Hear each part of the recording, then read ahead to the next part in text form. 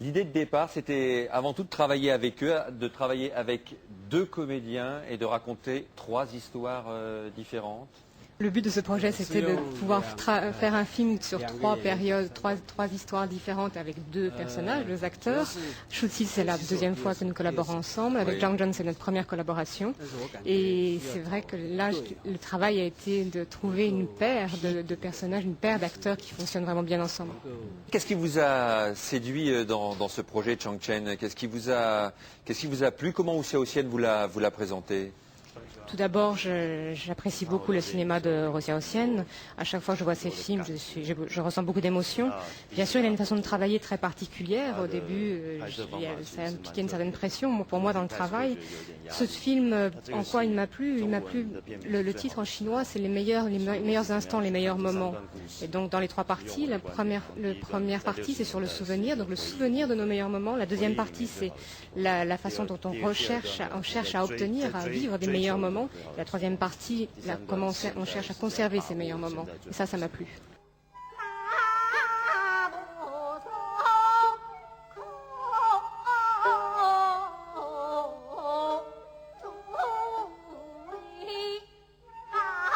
C'est une seule histoire d'amour, dans le sens où les gens expriment leur amour d'une façon différente, suivant le contexte, suivant les moments, l'instant, ce à quoi ils sont confrontés. Là, bien sûr, ce qui différencie, c'est l'arrière-plan historique qui est différent à chaque fois et qui a une certaine influence aussi sur la façon dont les personnages s'expriment. Pour moi, il n'y a pas eu un personnage particulièrement plus difficile que l'autre. Par contre, si je veux te parler des moments difficiles pour moi dans ce travail sur ce film, c'était quand les 2-3 jours où il a fallu passer d'un personnage à un autre. Alors là, sur le plan émotionnel, il y avait un temps d'adaptation qui était relativement difficile.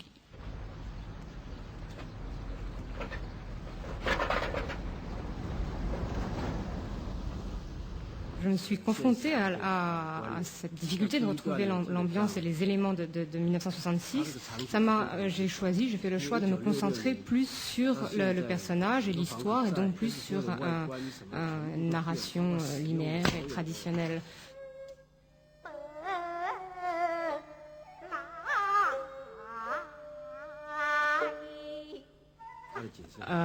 Pour la deuxième partie, correspondant à 1911, là il y avait aussi une autre difficulté bien sûr pour retrouver des lieux qui correspondent parfaitement à cette époque. Donc j'ai fait le choix d'un seul décor, d'un seul lieu. Le thème principal, c'est le thème de la liberté dans cette deuxième partie. Et là, je me suis concentrée sur le personnage de Shooty et sur ses tourments intérieurs. On perçoit ce qu'elle ressent et sa réaction est en fin de compte le miroir elle est en réaction avec ce que vit le garçon qui, lui, est préoccupé. Sa préoccupation première, c'est son implication dans la Révolution et donc plus l'arrière-plan historique.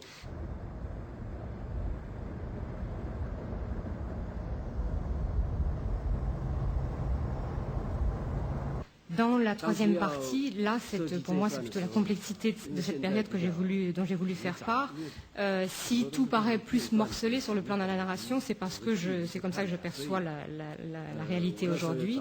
Et puis le fait que, comme c'est ce que nous vivons en ce moment, naturellement, on n'a pas la distance qui permet de faire une analyse autre que celle que je peux faire. Donc, d'où cette impression de morcellement. Je me suis basée sur une histoire d'une jeune femme à Taïwan et j'en ai parlé à Shooty. Et ensemble, nous avons modifié certaines choses pour arriver à construire la troisième partie. Mais vraiment, c'est l'expression de ce désordre qui correspond bien à la réalité taïwanaise aujourd'hui.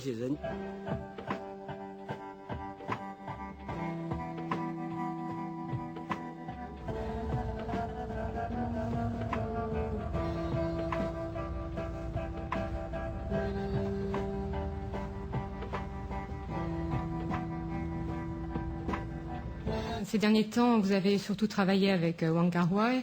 Maintenant, vous travaillez avec Rosia Hosien. Est-ce que vous pouvez nous parler de la différence en tant qu'acteur dans le travail avec ces deux réalisateurs? Je pense que de Wong Kar-wai, pour lui, ce qui est le plus important, c'est ce qui se passe dans le travail entre les acteurs et la caméra. Alors que pour Rosia Hosien, lui, ce qui importe, c'est que les acteurs oublient la caméra. Comme pour un documentaire dans lequel il consignerait sur la pellicule ce que ressentent les acteurs par rapport, enfin ce que les acteurs font des informations qu'il leur a données pour construire le personnage.